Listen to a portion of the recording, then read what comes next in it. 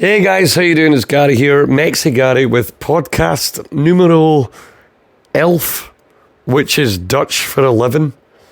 I don't know if you noticed, but I've been trying to expand my linguistic techniques by using different countries' numbers to describe the podcast number. Anyway, who gives a fuck?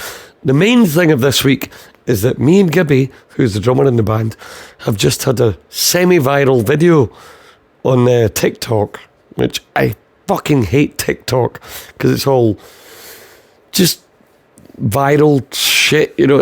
I mean, you know, I realise that's just what I said was a viral thing, but you know, the people who are trying to go viral by doing stupid dances, doing the trends, you know, playing on memes, and what the worst of all is the stitches or the reactions. Fucking hate that. Come up with your own content, you cunts. But then again, that's what I'm doing and I'm getting nowhere, so what the fuck am I saying? Right, so me and Gibby had a viral video on TikTok and other platforms about how to pronounce a Scottish town called Leven. You'll find it somewhere on TikTok. I might put it in the links below. So that was quite interesting. It was like something like 100, at this moment anyway, about 120,000 views. And obviously that garners a lot of... That garners a lot of, what's it called? You know, like, incited, like we didn't mean to, but we've incited some arguments in the comments, which I assume is probably why it went viral. Like, because basically the town's called Leven. It's in Fife in Scotland. And we were like, it's Leven, right? And the video was just me and Gibby sitting in the van going, well, Dean was there as well, but he's not on camera. And Gibby was like, why is it called Leven? And I was like, why would it not be? And he goes, well, you don't say 1, 2, 3, 4, 5, 6, 7.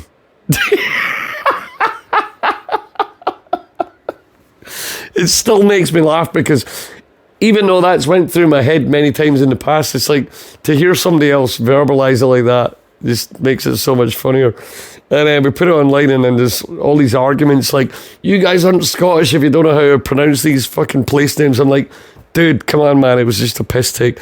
Anyway, I also want to talk about my new PA system, right? It's a PA called an HK Polar 12. Now, you guys have probably heard about these pole rigs. We used to have a couple of big 18-inch or 15-inch boxes, you know, the bass subs, and then the QSC or Yamaha DXR, you know, boxes up the top, 12-inch. But we've been using them for like 10 years, and I just got sick of this, like loading them into these big venues when I see other bands, and they're using these tiny little rigs, and some of them are not even bringing amps in. They're just putting everything through these little rigs. They probably sound like shit. Like Dean's my brother who's the bass player in the band. Dean and I could never bring ourselves to like go fully digital because we just enjoy the sound of the amps on stage with us. And I'm so glad he feels that way as well. Even though we're both using the smallest possible, backline. You know, I'm using a Blues Junior and he's using to be fair, mine's very heavily upgraded. You know, it's got a different tubes, got different speaker. It's got the vintage 30 in it, so you know it's a heavy beast. I don't mean physically heavy. I mean it can handle a lot for the size of it. Mainly because of the 30, to be honest. But the tubes do help. I can't remember what they are, so I'll tell you in another one if you care. But Dean's using the Mark bass stuff. I think his head's the Mark bass 3 mini head, but his cab is the 2x10 neodymium thing, and it's fucking incredible. So that all being said, that basically means that all we're using the PA system for itself is 2 vocals, which is me and Dean. That's the most important thing, obviously. The bass drum, which is probably equally as important when you're playing a wedding, and just a little bit of guitar spread, and that is achieved by the old school hanging Sennheiser flathead mic over my guitar cab. Dean, on the big gigs, you know, Dean does DI as bass. So on the big gigs that I can give it a bit of juice, but it never needs it because his cab fills the room. And we all know bass is not directional anyway. So if a bass is in the room, you're going to hear it. So anyway, I would just say I'm not sponsored by the Polar 12 HK or anything like that. But the other thing was, dude, they're like 790 quid a side compared to the Bose ones, which are 1,500 a side. Oh my God. And I did audio check them in the room. We put on some live audio of us playing so that it sounded authentic. And I'm telling you, man, the Bose stuff, it was thin. It was thin compared to the HK. So I can't understand how they do it. Apparently the HK stuff is German engineering, but it's constructed in China. So it's Chinese. I don't know how you feel about that. You know, everybody's like, fucking made in China. I'm not buying that shit. But I'll tell you what, man, you just go down next time you're in the market for a new PA. Just check out HK Polar 12. I was shocked. I was shook, as the kids say these days. So anyway, another thing I wanted to talk about today was the fact that I've got used to recording in the house with my real amps, because, you know, I always feel like going through your DAW is great if you're using the bridge pickup, especially if you're using humbuckers, you know. Especially if you're not using humbuckers. The DAWs can get a good twang, but see, when it comes to using the neck pickup, if you're doing any kind of, I don't know, beefy jazzy thing, or like the Stevie Ray Vaughan thing, it just, the DAW, I don't know, man. I think the plugins just can't handle the, well, maybe it's just my ears, but I like to have a set amp setup and a set pedal setup and just use that all the time. People say, oh, well, what you could do is you take the treble up and the bass down, you can EQ it per... I'm not going to EQ per pickup. I don't do that live. So why should I have to do that in the fucking DAW? That's my problem with it. And I know that's lazy, because it's like, well, you got to make alterations per track or whatever. No, I just want to get the live sound into the DAW. Well, why don't you just use your live rig? It's like, well, it's easy for you to say. You don't live in a mid-terrace fucking house. Or maybe you do, and you just don't care about your neighbours. I do. But I'm using compressors now. Sometimes multiple compressors. And also, what they call, you know, the thing that goes between the head and the speaker.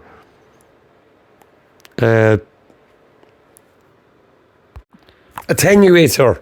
Sorry, that should have been obvious. So I've been using compressors and attenuators to get the juice out of my amps, miking them up properly. In fact, I'm just about to put out a tune that features Charlotte Marshall, who I've mentioned many times in this podcast, called Our Love, where I recorded my 339, which is one of my favourite fucking guitars to play, but it has very limited uses in the world that I live in, performing. It's just not, it's not as versatile as, it is versatile, but it's not as versatile in my tonal, you know, palette as the big red Strat or the white trash, you know, the Telecaster with the P90s. So on that note, both of those guitars need a fret job, because Jesus Christ, man, I don't know what I'm doing. I'm not a big guy, I'm not a strong guy, but every time I take my guitars down to get like something done to them, like wiring or, you know, pickup replacements or whatever, or maybe it's an input crackle, the guy Ian Nicol, he's always like, Jesus Christ, what are you doing to these frets? Like, how hard are you pressing down? And I'm like, I don't know what I'm doing wrong. But he's like, they're going to need done in the next, like, 3 months. if you keep playing them like this. And I rotate my guitars a lot. Like, I don't always take white trash. Well, to be fair, that is the one that I would always have, because I've got a two guitar bag now. Got it off Tallman. It was only like 40 quid or something, 35 quid. And it's a two guitar soft bag, and I take it everywhere because it just saves the hassle of like taking two, because I never go to a gig with one guitar anymore, unless it's a solo acoustic thing, you know. Can't take two acoustics, can't be arsed for that. Right? But if it's a band gig, I'll always take two, because you may go, oh, I'll just take one and take spare strings and spare this, that and the other. Yeah, you don't know what, because I've had issues before where, you know, you don't know what's going on inside your guitar. And then, you know, you turn the volume pot and then you turn it up full and nothing happens. Oh, a bit of soldering came off inside because you haven't had a fucking service for about 10 years. Right? I'm just, obviously, if you keep a guitar serviced regularly, then, I mean, do people even do that? I do keep mine like freshened up, but an electrical service, and I only usually take it in if something goes wrong. And if something goes wrong at a gig, you need to have a backup. So that's what I'm talking about. Always take two guitars to a gig, to professional gigs. You know what I mean? So that's why I got the dual bag. So I usually take the white trash with the P90s, and then the other one is usually whatever guitar. Because the reason I take the white trash is because it covers all bases tonally for me, but it doesn't cover all bases aesthetically. Like, this is so pathetic. Like, I might have just said pathetic because I just said aesthetic, right? But it's a bit annoying to me that I've played, you know, years ago I would play at gigs or play these worn guitars, like whether they're aesthetically road worn in pre or in post, meaning they were either made to look like that from the factory, or maybe I made them look like that, or maybe they were road worn in post, meaning that they've just been played to death and they look like shit. Because you know, I'm doing like 300 gigs a year, so the guitars are getting worn. Some of them are. And by the way, let's have another chat about what types of guitars look better when they're beat up. Because I genuinely think that Fenders across the board look better or just look cool when they're beat up. But Gibsons, nah. I like a nice, pristine 335 or 339 or Les Paul or SGs. I'm on the fence with. But I do, my personal opinion is that I do love a nice pristine Gibson, generally speaking. But Fenders, yeah, it can go either way, can it? Because it either looks obviously road worn by somebody using it, or it looks like somebody's just taken a screwdriver to it and cheap sandpaper and just went, oh, I'm going to make this look like Black One or Stevie Ray Vaughan's, number one. It's very obvious when you know what you're talking about. But anyway, so I don't do that shit anymore, and I haven't done for a long time. But I did have people in the audiences at weddings or corporates coming up to me going, oh, your band sounds great, but can you not afford a decent guitar? I'm like, well, if it sounds great, why do you give a shit about what it looks like? Because if I thought that, then I would have just showed up with jeans and a t-shirt, you know, instead of wearing a tuxedo or fucking my Sunday suit, you know, polished boots, polished shoes, you know, nice pressed trousers, suit jacket, iron shirt, which, let's face it, nobody does anymore, nice matching tie with the rest of the guys in the band. And I'm just like, well, if you give so much of a shit about the guitar, well, can you not afford a better guitar?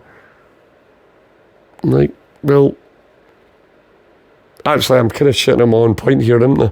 Anyway, let's move on. What else was I going to talk about today? Yeah, the fretware. Oh, we did that. Oh, The Last of Us 2. That's such a deviation from my original chat there. The Last of Us 2. You know I love gaming. But I often feel like I'm the type of gaming fan. I'm like the gaming equivalent of people who like the most famous bands. My favourite games are like Resident Evil, Mario, The Last of Us, Sonic the Hedgehog, Uncharted. So, you know, the top tier stuff. Because I don't get much time to do it. So when I do it, I like to play stuff that's A, like amazing, and B, easy to play. You know, there was one, what was the other one I tried recently was, it was like it wasn't John Wick, it was, Alan Wake. That explains why I thought it was John Wick. It's Alan Wake. And to be honest, I did think that the game sounded appealing at first. I can't remember what it was about, but it was a bit like a spooky version, an even spookier version of Resident Evil. It was like Resident Evil with supernatural elements to it. Or The Last of Us, but with supernatural. But the gameplay itself wasn't for me. What else? What other games did I like recently that were in that genre? Sorry guys, I paused for a pee there, so this might be not congruent. This might not flow. But the other two games I was thinking of was Doom and Tomb Raider. Like Tomb Raider, oh man, when I think about Tomb Raider, it takes me back to, it's so weird because I started off with the Spectrum 128K, and then I went to it was the Atari, then the Spectrum, then it was the Super Nintendo. Thank you, Mum and Dad. That was the best Christmas ever. I got a Super Nintendo with Super Mario All-Stars, and holy shit, 4 classic Mario games. Well, let's just say, see, people say it's 4 Mario games. It's really 2, because Mario 1 was a classic, obviously. Mario 2 isn't even a Mario game. It was a Japanese game called Doki Doki Panic, which at the last minute they changed all the sprites to look like Mario characters because they hadn't finished Mario 2 quickly enough. Oh no, sorry. What actually happened was Mario 2 was going to be what's now called the Lost Levels in the Western world. But the test audiences for Mario the Lost Levels had said, this is too hard. We don't like it. And I'll tell you what, it fucking is. I've never completed that game. I never even did when I was a kid. And I'm talking about when I was like 9, 10, 11. No, I must have been younger than that. Maybe like 7 to 10. Yeah, Mario 1 was Mario 1. It's a classic, right? Mario 2, to me, isn't even a Mario game. Mario 3, groundbreaking, up there with Mario World, right? Which isn't on the Mario All-Stars cartridge. And then the fourth game is the Lost Levels, which was meant to be Mario 2, which, as I said, is basically Mario 1 but harder. So you're only really getting, it's only 2 games really. It's Mario 1 and Mario 3. Because, like I said, Mario 2 doesn't count because it wasn't a Mario game. Mario Lost Levels was just a harder version of Mario 1. So you cut that all down. But it didn't feel like that when you were like fucking 7 or 8 year old. It was 4 games in 1 cartridge. That was the coolest thing that you could have got at that point, you know. And the annoying thing for me on the day, not now, or not even like a couple hours after, was the fact that I'd asked, I wanted the Sega Mega Drive because I far preferred Sonic. But Sonic games are very one-dimensional, in my opinion. Mario, there's a lot of facets to it. There's a world map. There's upgrades. You know, you can do the raccoon. You got Super Mario where he does the fireballs, or Fire Mario, I should say. Then you got the Tanuki suits. Sonic was basically just Sonic the whole time. unless you got the 50 rings thing and then you turn into Supersonic. I think that was maybe the Sonic 2 that did that. But no, man, all those old games. Like, I was talking to somebody the other day about, remember The Lion King on the Mega Drive? That was meant to be a kid's game. And yet, even to this day, it might be the hardest game I've ever played. I mean, again, I did complete it back in the day because didn't have anything else to do. So, but I mean, I'll tell you one thing. I'll tell you one game I never completed: Aladdin. Like, why are these Disney games made to be so hard? Or were they? You know, I don't know if they are now. Although my brother Dean loved Toy Story, which is obviously Pixar, and he said that game was pretty tough as well. I don't think I ever completed that, but Jesus Christ. It's just like, well, they're made for kids. And then you think now, well, kids are probably the better gamers than any of us because they've got nothing else to do. So let them play the hard games. That's why I was probably better at the games back in the day, because I had fuck all else to do apart from paint the fence and wank off my uncle now and again. No, just kidding. And then I just think, like, kids these days, they go, oh, this game's so hard. I'm like, how can you talk about The Last of Us? Because I love The Last of Us, and I love Resident Evil, and I love, you know, all the games like I was just mentioning, Doom. What was the other one? Tomb Raider. And I played Tomb Raider on the PS1. So don't get me started on the whole, oh, you only like it, you know, because she's hot now. I played her when she was like triangles. It was just, you filled in the rest with your mind. You know, especially when she was, right, I won't go into it. But yeah, she was always hot. Lara Croft. Right? Nowadays, kids are complaining about, oh God, I'm totally 41. I'm gonna, like, kids go, oh, this one's really hard. Apparently, Dark Souls, is it Dark Souls? It's probably the hardest game that's been out in the last last decade anyway. Right, I haven't played that. I'm not going to bother. It doesn't look like my bag. I don't even like the story premise. But all the games that I've mentioned, they're not that hard. I'll tell you why.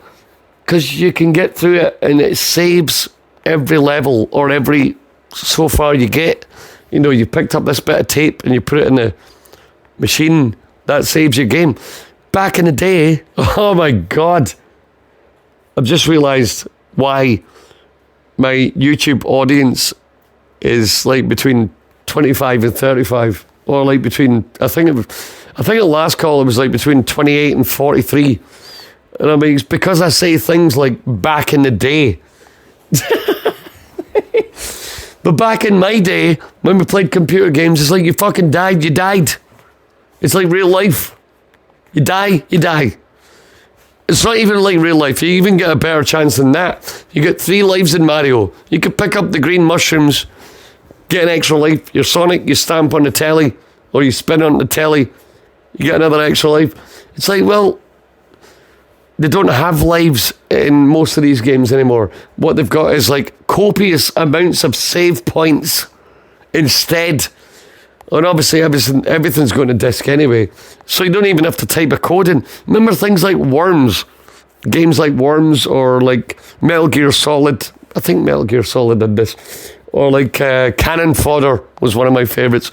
And you would get to a certain level, it goes, here's the code.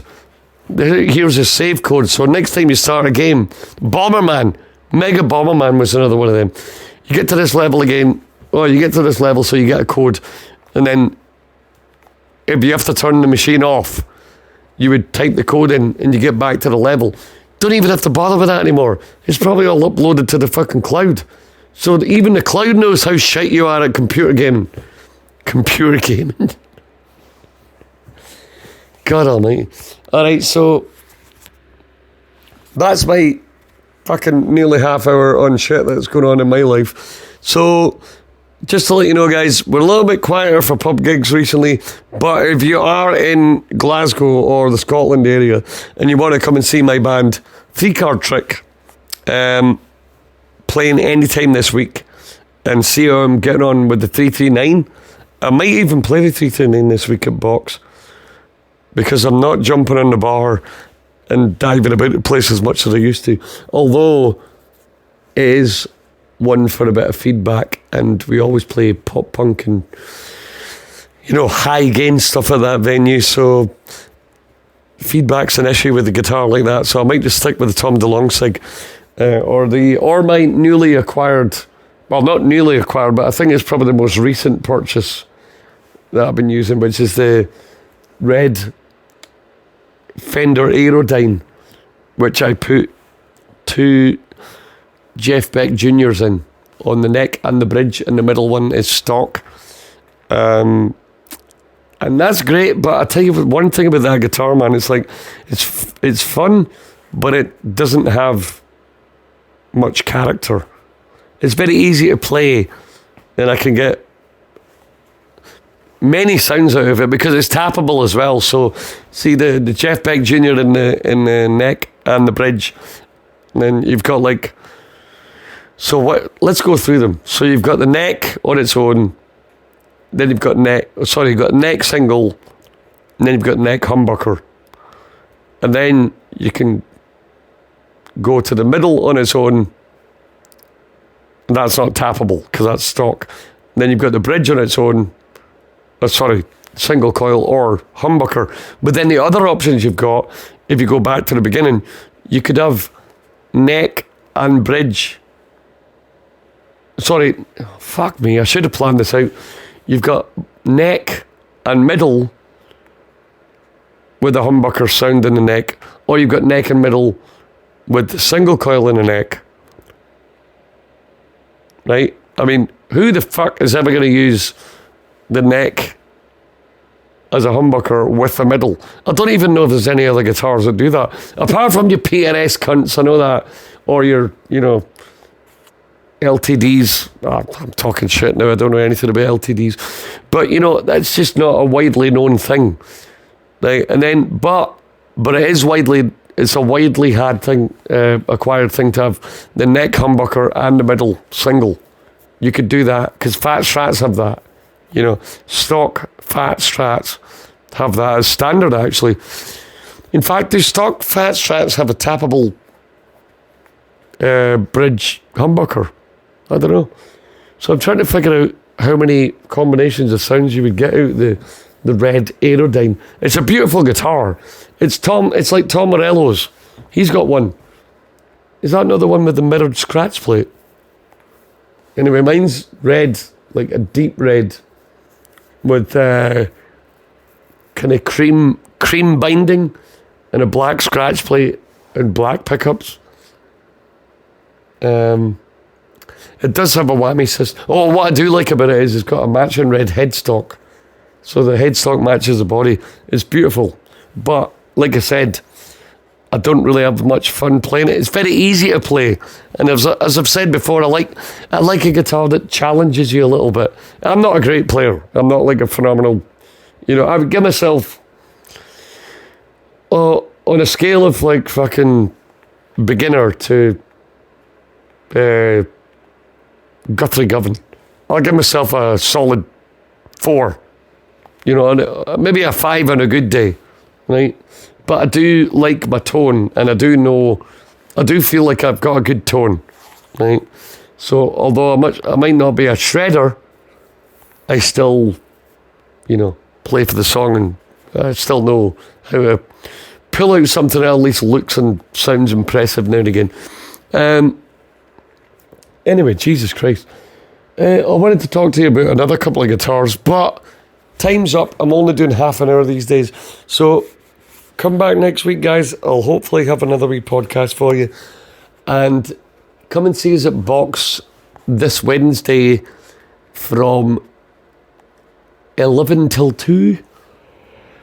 Or, sorry, it's bedtime for me. Or maybe Thursday from, well, the same time. 11 till 2 at a place called Howling Wolf on Bath Street in Glasgow, and we'll be playing blues and rock and roll and classic rock and maybe some Eminem with guest players Gav on guitar and Archie McCune on the keys. So it's been lovely to talk to you again this week, guys. Please enjoy the fruits of my labours. I've been putting loads of shit up on TikTok, at MexiGary on most platforms. Check out at 3cardtrick1, the number 1. So it's the words at 3cardtrick and then the number 1 on some platforms. Just search 3Card Trick Band or MexiGary. You'll find us. There's not many people with our names. So I'll catch you soon, guys. Hope you're well. Love you. Bye.